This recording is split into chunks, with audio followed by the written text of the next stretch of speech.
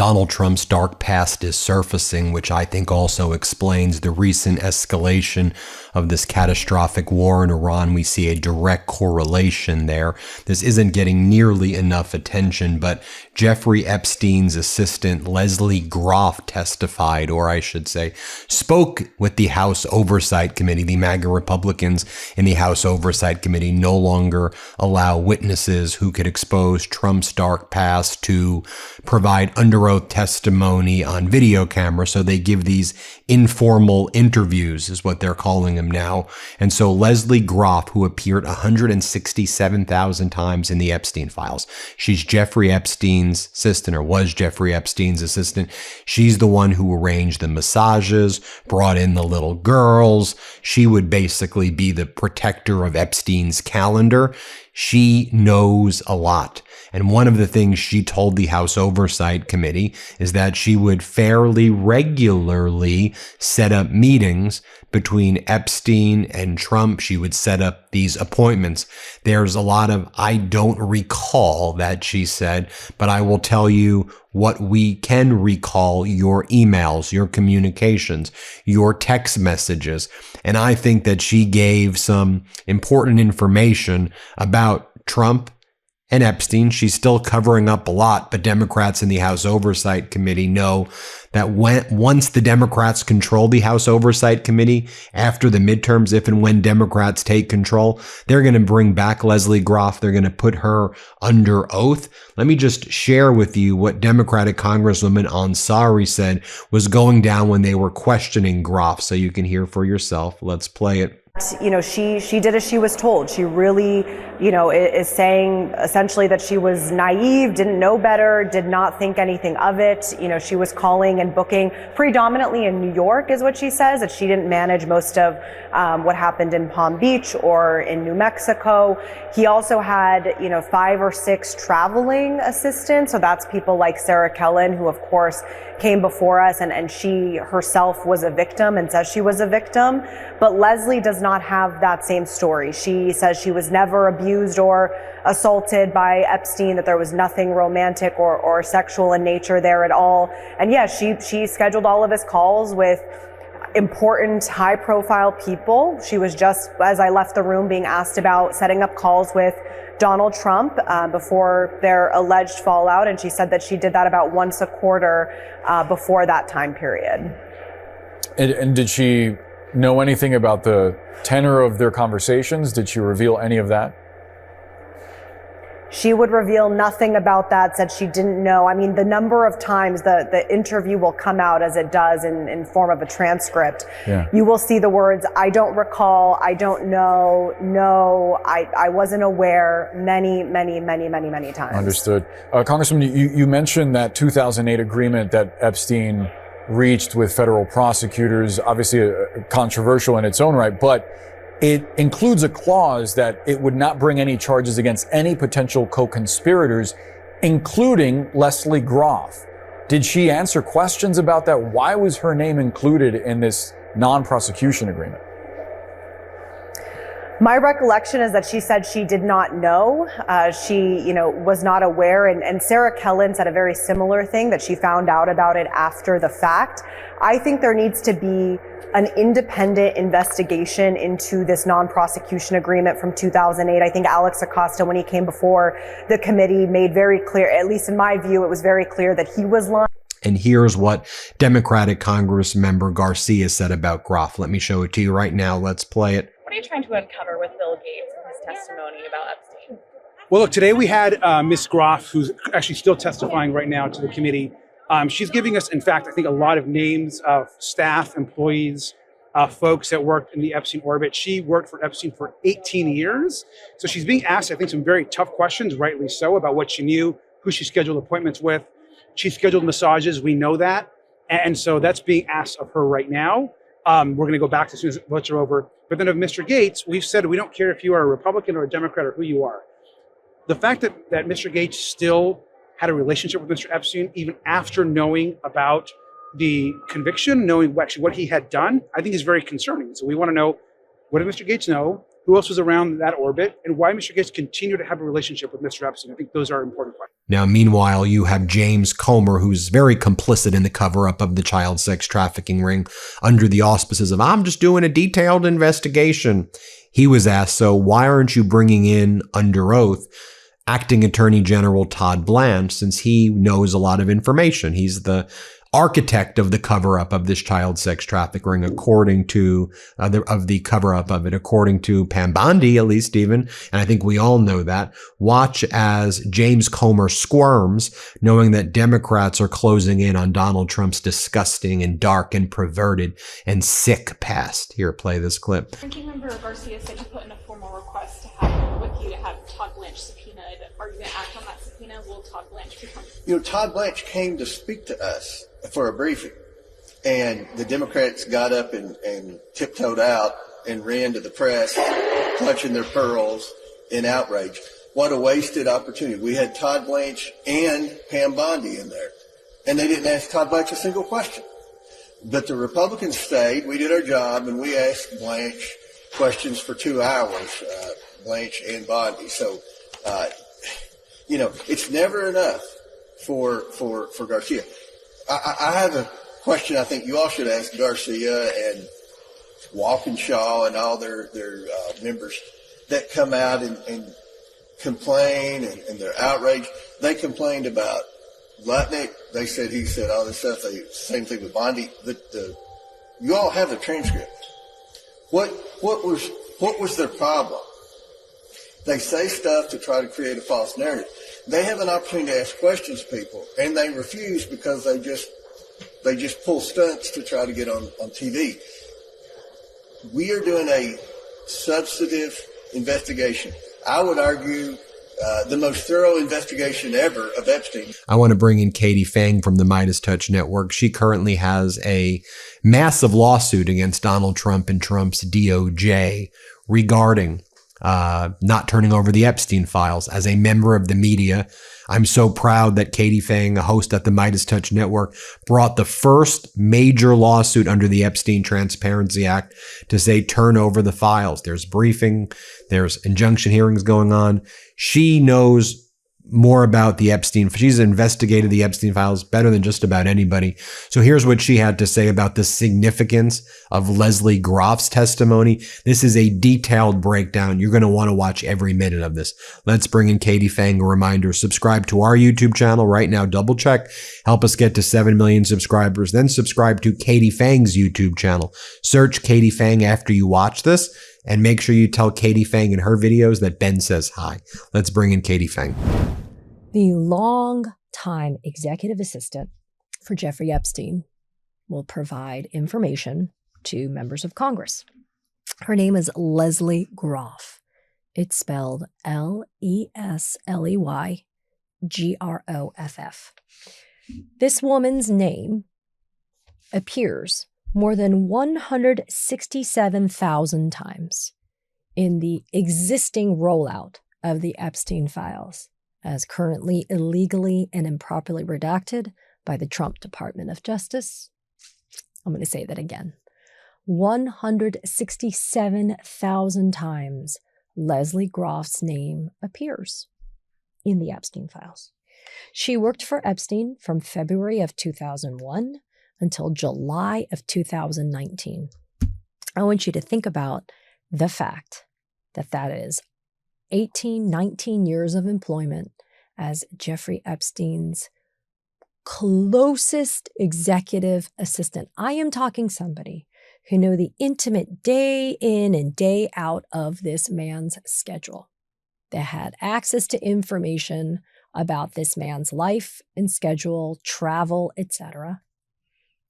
Somebody who also had access to directories of contacts, politicians, royalty, Hollywood, political elite, business people, academics, you name it, this woman had access to all this information. And yet,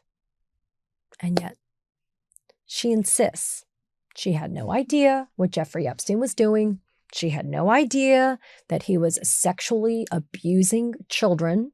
She had no idea that he was running a multi-decade international sex trafficking ring. No idea. She also interacted with Ghislaine Maxwell, let me be clear. And she also claims, Leslie Groff claims, she has no idea about Ghislaine Maxwell being complicit and also a participant in this multi-decade international sex trafficking ring. It defies logic and reality. And yet, ladies and gentlemen, here we are. So I wanted to do a little bit of a deeper dive on Leslie Groff in anticipation of her testimony tomorrow. And I'm going to start with a 2008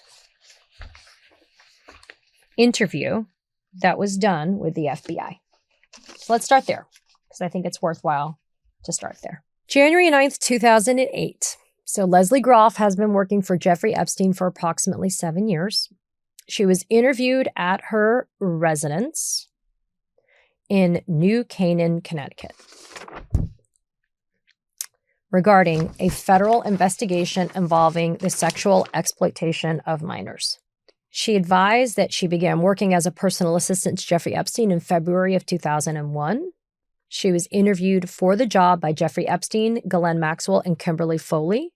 Her current job responsibilities include scheduling Epstein's personal and business appointments, answering emails, and organizing planning Epstein's day. Groff described Epstein as a good boss. After the final call, she accepted. So during this interview with the FBI, Leslie Groff was attending to her young child, and she also received incoming telephone calls. After the final call was accepted by Groff, she then requested to speak with an attorney, at which point the interview was concluded. The agents then served her with a federal grand jury subpoena. Where did that go? January 9th, 2008. Where did all of that go? Where did that investigation go? And don't you think it's interesting that after receiving some final call from some unknown person or persons, she then requests to speak with an attorney? Almost seems like somebody knew that she was meeting with law enforcement at that time and told her, don't talk to law enforcement anymore. I mean, look, supposition on my part, but as a former prosecutor and somebody who investigated cases, I'd say the timing of that is a little bit suspect. So that is January 9th, 2008. And that is from, if you guys are tracking this, the bait stamp is EFTA 1246201. And then what's interesting is we have the interview note from the FBI, but then we also have this kind of transcribed page, which is separate and apart, which has fewer redactions. All righty. So then there's another interview that was done by the FBI of Leslie Groff. And this was July 3rd, 2021. So now we have fast forwarded 13 years, and Jeffrey Epstein is no longer with us on this earth. Remember, he died in the summer of 2019. And inexplicably, in this 302 by the FBI of Leslie Groff, the names of the assistant United States attorneys and the name of the special agent are redacted, which, again, on its face is a violation of the Epstein Files Transparency Act.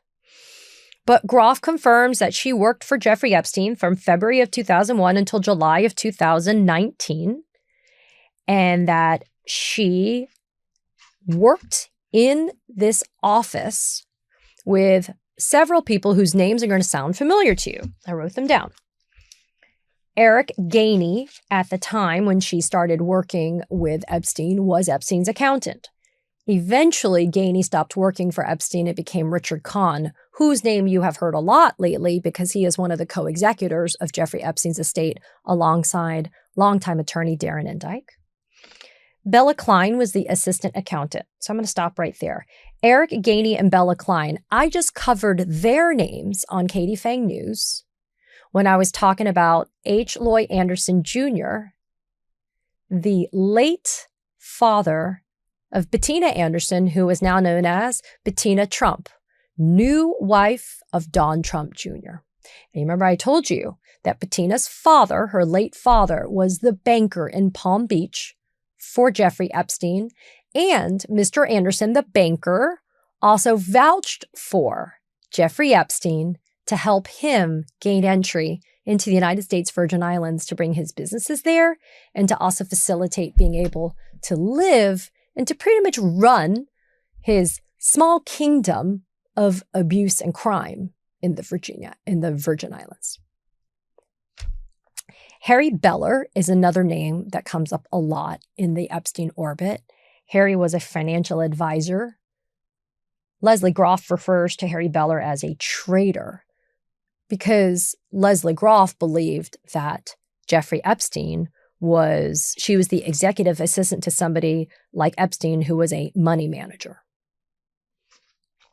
Darren Indyke and Jeff Shantz were two attorneys that had offices in Jeffrey Epstein's office. Lauren Quittner was the assistant to the attorneys. And Ghislaine Maxwell also had an office right next to Leslie Groff. And Ghislaine Maxwell's assistant's name remains redacted in the files. Now, this is interesting. I want you to listen carefully because, again, this is from Leslie Groff herself in 2021. This is after Jeffrey's dead. And this is how Groff is explaining to the FBI agents what her initial responsibilities were as she started working. And then it kind of stuck with that, but then it kind of escalated, right? Because she became more and more entrenched in Jeffrey Epstein's world. I'm going to run through some of the highlights of this 302. I invite you to take a deeper dive, but I kind of wanted to make sure that you got a picture as depicted by Leslie Groff as to her employment and her working relationship with Jeffrey Epstein. And I want you to note the tone that is going to be markedly different than what I'm going to read to you, which was a puff piece interview with the New York Times in just a minute. Alrighty. So as I said, Leslie Groff she had her own office in the back of Epstein's building on Madison Avenue. But here's the thing. So she said that she had to sign a non-disclosure agreement when she first came to work with Jeffrey Epstein. And she said if she spoke about business people, which included people like Les Wexner, one of Jeffrey Epstein's biggest clients at the time, she would owe Jeffrey Epstein $100,000. She was just overwhelmed with the people that Epstein dealt with in politics, television, etc. She never knew people who had owned a plane prior to working for Jeffrey Epstein. And she said, quote, Epstein and Maxwell's lives were the lifestyle of the rich and famous. So clearly somebody who was wowed by Epstein's orbit. She said a lot of people traveled on Jeffrey Epstein's private plane. Epstein would tell Leslie who to reach out to be able to fly on the plane. And for example, Leslie would also tell the pilot, Larry Visosky, when Jeffrey Epstein wanted to leave. Leslie said the lingo that Jeffrey used was, quote, do you need a ride, end quote. Sometimes Epstein would tell Leslie who was traveling with him. Other times he would tell Larry the pilot himself. Epstein often traveled with Ghislaine Maxwell. But Leslie Groff said Groff did not travel with Jeffrey Epstein when he went on his trips. That's what she claimed. Now, this is interesting as well. Leslie Groff said that Ghislaine Maxwell was a big part of Epstein's life. Maxwell introduced Epstein to a lot of people in her circle. This was Groff's perception because Groff knew her, as in Maxwell's background. Groff's impression, was that she knew that that was how Epstein met royalty, through Ghislaine Maxwell. Ghislaine Maxwell did not talk to Leslie Groff. Groff didn't have normal conversations with Maxwell or Epstein. Maxwell told Groff, do not engage in frivolous conversation with Jeffrey Epstein.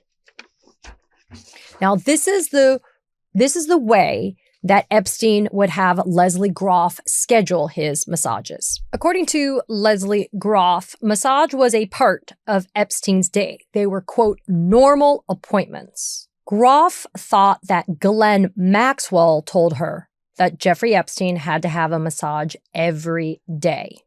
There are two names that are redacted. And in this 302, it says redacted name and redacted name trained Groff to, but Groff thought Maxwell told her that, as in Epstein had to have a massage every day. It was presented like it was totally normal. Redacted name and redacted name had been there prior to Groff, and no one seemed like it was out of the ordinary.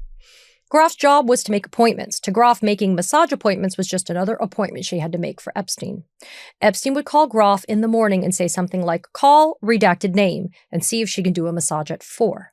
Epstein would then call Groff every 15 minutes. If Groff told Epstein she could not get redacted name, for example, he would tell Groff to call someone else instead. Every 15 minutes, Jeffrey Epstein would call Leslie Groff to have a status update on whether or not his massage had been booked for that day.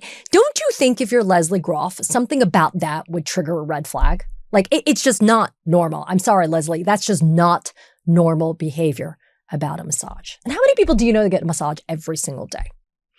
Now, Groff says that there was a directory of contacts. And so if you're looking for a, quote, little black book, you may not find it, right? You'll find a directory of contacts that Groff knew. She would go in and update the list. Everyone had access. It was kept on the computer in an old, antiquated system, according to Leslie Groff. So there are people, contacts available to law enforcement to be able to investigate if they actually wanted and bothered to do so. Groff thought she may have scheduled massages for Epstein's Palm Beach residence, but it was not as much. When Epstein left New York and took an assistant with him, the assistant took over the daily things in Palm Beach, New Mexico, and Paris. Now, Groff doesn't identify her, but I am going to posit that I think that who Groff is talking about here is Sarah Kellen. Because remember, Sarah Kellen was the longtime personal assistant and travel companion for Jeffrey Epstein. Groff thought Maxwell had made a thick, super thick book printed in larger type, kind of like a little black book, but really not little. It was printed and bound. These black books were located everywhere. There was one on Leslie Groff's desk. They were next to Epstein's phones. The books, she didn't know where they were printed. She didn't use the book. She used the directory of people in the computer. But she says there were, quote, a lot of important people in the books with their phone numbers, including politicians, actors, Wall Street individuals, and royalty. Groff was not supposed to take the book home. The book went away eventually, but Groff didn't know when this happened. They changed over to Mac computers. Now, the FBI agents at this time show Leslie Groff a series of different documents, one of which was called, quote, masseuses. Groff said this document looked like something that was definitely going to be in the office that Epstein asked her to put together, as in a list of, quote, masseuses. She said she didn't necessarily think that this particular document shown to her by FBI agents was familiar. She didn't recall making this document, said she was not saying that she never created it, but she did recognize the names. There was another document that FBI agents showed her called, quote, masseuses from Jan, Jan. Leslie says, I think this is what you mean by January. And then the document stated, quote, last saved by Leslie Groff. Groff says, look, this is definitely a list I could have put together and definitely something Epstein would have wanted, but she couldn't recall this specific list. Now, here's the thing. This is how Leslie would go about scheduling the massages. When Leslie would call someone to schedule the massage appointments, she would say something like, hi, redacted name. How are you? Mr. Epstein is in New York and he's wanting to know if you can give a massage at 4. The phone calls were short and to the point. A lot of times when Groff called, the females were at casting calls and they would not know how long they would be there, so they would have to call Groff back. When Epstein would call back for his messages, he would tell Groff to forget that one and call redacted name. As an example, Groff would call someone else and sometimes have to leave a message. She called females and one male masseuse. Scheduling massage appointments was around 1% of Groff's job. Groff left a lot of messages. People would not answer their phones. Sometimes people called Groff asking to see Epstein for a massage. Everyone wanted to see him. Anytime Groff called someone, not just massage people just jumped to meet with Epstein. Again, Groff thought Epstein was a money manager, but clearly was also into the massages. She says Maxwell was an office manager.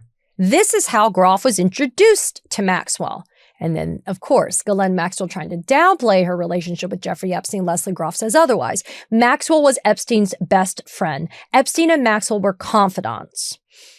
Groff knew that Epstein built Ghislaine Maxwell her house. Groff thought Epstein and Maxwell were boyfriend and girlfriend. They were very carefree. Groff thought Epstein cared for Maxwell and she cared for him. They did not live together.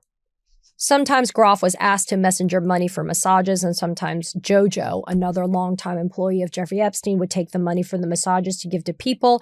Epstein sent everything via messenger and via FedEx. No one ever came to the office to pick up money except JoJo or a messenger. Groff never went to Epstein's house until 2013. She did go to Epstein's island. She also never went to the New Mexico ranch, Zora Ranch. She claims she did not travel with Epstein. When she went to Epstein's island, Epstein was not on the island. Again, more details in this 302, but I want you to remember, this is how it was relayed to the FBI. But compare and contrast to this. In 2005, in February, a New York Times journalist by the name of Landon Thomas Jr., who I have covered extensively here at Katie Phang News, who was a friend, source, close to Jeffrey Epstein. He would pump Epstein for like stock tips, and then he would write all these fluff pieces about Epstein. He would also try to connect Epstein with people, and Epstein hooked him up with people, etc. Landon Thomas Jr., somebody who eventually got let go from the New York Times, understandably so, because how can you be so close to Jeffrey Epstein and then be writing stories about him? So anyway, Landon Thomas Jr. does this ridiculous piece, February 5th, 2005, called "Working for Top Bosses on Wall Street Has Its Perks." Now, I want you to listen to this. Jeffrey Epstein is interviewed as a part of this Landon Thomas Jr. piece. And this is how Landon Thomas Jr. describes Jeffrey Epstein. He says, Jeffrey Epstein pays his 3 executive assistants more than $200,000 a year. A financier who manages the money of a small roster of billionaire clients. Epstein has an unusual philosophy about the utility of his 3-woman executive team, which manages his hectic life of globetrotting and hobnobbing with the likes of former President Clinton. He calls them, as in his executive assistants, including Leslie Groff, a, quote, social prosthesis with an intuitive knowledge of his manifold needs and a 24-hour presence that make them virtually indispensable to his personal and business success. Now, here we go. This is what Jeffrey Epstein said about Leslie Groff and his executive assistants. Quote, and by the way, that includes Sarah Kellen. Quote, they are an extension of my brain. Their intuition is something that I don't have. Accordingly, Mr. Epstein, who lives and works on a private island in the Virgin Islands but maintains an office in New York, does not stint in compensating them. In addition to the rich payday, he also ladles on the perks. He maintains a charge account at Frederick Fekkai, the society hairdresser, for their unlimited use and pays for all food eaten during his lengthy business hours, including takeout from the Cirque. On trips on his Boeing 727, he frequently takes 2 of the assistants with him. Now, I want to stop for a second. Frederick Fekkai was just a part of a request to Trump DOJ to investigate not only Fekkai, but as well former Miami Beach Mayor Philip Levine. That referral was just done last week, and it was premised on the information that was provided by Sarah Kellen that she had been allegedly sexually assaulted by Fekkai and by Philip Levine. So Fekkai's name is mentioned as far back as 2005. Now, I just said that Epstein told Landon Thomas Jr. that he frequently takes 2 of the assistants with him. When one of them, Leslie Groff, so I don't know, didn't Leslie Groff just say that she didn't travel with Epstein? When one of them, Leslie Groff, who is 38, so in 2005, Leslie was 38 at the time, became pregnant last year and talked of leaving, Epstein bought her a Mercedes-Benz E320 to make her commuting easier and agreed to pay for a full-time nanny so that she could keep working for him. Epstein said of Groff, quote, there is no way that I could lose Leslie to motherhood. What did Leslie Groff have to say in this article? Groff said she thought she was worth the price. Quote, it comes down to the bond. I know what he is thinking, and I know when I need to be fast. It's a nice roll we are on. Ooh. So a Leslie Groff, Jeffrey Epstein mind meld is going on here. And yet Leslie Groff wants you to believe that she had no fucking idea what was going on with Jeffrey Epstein. She worked for him from 2001 to 2019 and she had no idea. That's what she wants you to believe. Isn't that interesting? Let's look at the emails that Leslie was on. Kind of makes you wonder. Here's an email dated October 21st, 2011. October 21st, 2011 at 9:54 a.m. Leslie Groff writes to this redacted name. Morning. Jeffrey says he called you at 10:30 last night, but no answer. He's wondering if you might like to stop by today with redacted name at either 3 or 7. Let me know. Thanks, Leslie. Response. Hey, Leslie, we will come today at 7 p.m.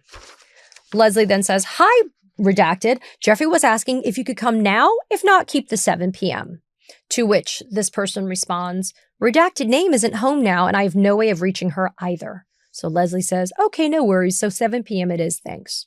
At 3:45, this redacted name person says, hey, Leslie, redacted name just got back. I spoke to her now about tonight. Listen carefully, folks. She has never done anything of this sort before and is a little nervous about the whole thing. I don't know what Jeffrey has planned for tonight, but is it okay if they just meet this time? She would really feel more comfortable that way. If Jeffrey would rather not, it's okay. Let me know. Redacted name. What does Leslie Groff do? She forwards that email to Jeffrey Epstein. She doesn't say, hey, redacted name, what are you talking about? What is she nervous about? What are you talking about? Nope, she just forwards it to Jeffrey Epstein. If you were a woman and you received this email, wouldn't you kind of wonder what the F is going on? This is EFTA 921817. Here's another one. From Leslie Groff to Jeffrey Epstein, May 5th, 2014. Okay? 2014. This is after Jeffrey Epstein's gone to jail, got the sweetheart plea deal, gone to jail, right? This is what she does. Leslie forwards this below message to Jeffrey. It says, below from redacted name, please advise, and the subject is redacted. Hello, redacted name won't be here May 8th, but I can bring another girl. Her name is redacted. If Jeffrey wants to, let me know. Thank you. Bring another girl. Why are we bringing girls? Why are girls that we wanting to bring nervous to be around Jeffrey Epstein? Because they don't know, quote, what he has planned, and she has never done anything of this sort before. That was, the other one was EFTA 1924627. Sounds like somebody who knew, but had blinders on intentionally, right? Like chose not to dig in or chose not to ask questions. Now, Leslie Groff was one of 4 names provided as cannot be prosecuted, cannot be indicted, cannot be prosecuted. Here are 4 co-conspirators, including Leslie Groff. And that was a condition of the non-prosecution agreement that Jeffrey Epstein entered into. If you listen to what her lawyers say, her lawyers claim that she, as in Leslie Groff, had no idea that her name was going to appear in the non-prosecution agreement. Her lawyer claims that after Epstein was arrested in 2008, he continuously lied to Leslie and other members of the staff, insisting that he had been blackmailed and set up. He said the allegations against him were simply false. He had no idea that the, quote, prostitute he had contact with was a minor. In Leslie's mind, that was the reason that he was treated so leniently by law enforcement before and after he was sentenced. And yet, Leslie Groff ends up being sued alongside Jeffrey Epstein, Ghislaine Maxwell, and others. And in her answer to this civil lawsuit brought by Jane Doe 43 in the Southern District of New York in 2018, okay, this is the first thing that she puts on the front page of her answer. This is EFTA 2820428, preliminary statement. Quote, Groff enjoys the same protections of the self-incrimination clause of the Fifth Amendment to the United States Constitution, as do all other persons who are potentially subject to criminal prosecution in a jurisdiction in which the Fifth Amendment applies. In other words, she invoked her Fifth Amendment privilege against self-incrimination in the civil lawsuit that was brought in 2017, 2018. Okay. In an FBI interview conducted in 2021, a victim of Jeffrey Epstein, who was under 18 at the time, described how Leslie Groff arranged her appointments with Epstein, which were massages that turned sexual right away. The victim thought it was pretty obvious Leslie knew what was going on, although Leslie never said anything to the girls. She would tell Leslie if a friend couldn't make it and suggest other girls. Groff arranged a payment from Epstein to cover an abortion and payments to cover accommodations when she was staying in hotels. She told Groff she couldn't get an apartment as she was not yet 18. Federal prosecutors ultimately never filed charges against Leslie Groff. And again, tomorrow she shows up in front of House Oversight. There's so much more here. I don't have the time to get into it. But I want you to understand that this is just a small sampling of Leslie Groff's involvement in Jeffrey Epstein's life. And I'm not just talking a random, tangentially related employee. I am talking about somebody whose name appears 167,000 times in the Epstein files as currently redacted illegally and improperly. So can you imagine if there aren't the redactions? And can you imagine what is left in the 3 million plus documents that Acting Attorney General Todd Blanche is sitting on right now? But Leslie Groff, if she does not say everything about everyone, just like Sarah Kellen, I have some serious problems. Because Leslie Groff wants you to believe that she just managed this man's daily calendar. And yet, how can you possibly be on emails like that from young girls and not sit there and question what the actual hell is going on? Was the money worth it to sell your soul to truly a devil like Jeffrey Epstein? And yet now Leslie Groff sits in a home that is now valued at $5 million in New Canaan, Connecticut, and walks her dog and does Pilates. Man, let me tell you. So let's see what comes out of this transcribed interview of Leslie Groff tomorrow. I'm not holding my breath for some huge revelation. Are you? So what do? We keep digging. We keep digging to find out what's behind those redactions. We keep digging to find out who else knew and was involved. I read off a list of names of people that worked in those offices with Jeffrey Epstein that knew Jeffrey Epstein and what was going on, right? Did they all have blinders on? Don't you think they should be thoroughly investigated? Don't you think they should give sworn testimony about what happened? Are we really asking for that much? We're not. Be mad, be outraged, demand accountability. I'm off to rattle some more Epstein Files cages. Katie Phang here. We launched the Katie Phang News Channel in partnership with the MeidasTouch Network so we could bring you the latest in legal and political news. Straight, no chaser. So if you're a fellow truth teller, hit that subscribe button and share the word about this channel so we can build a high information America together. New Meidas merch. Head to store.meidastouch.com today and get yourself the best pro-democracy gear and show your support. That's store.meidastouch.com.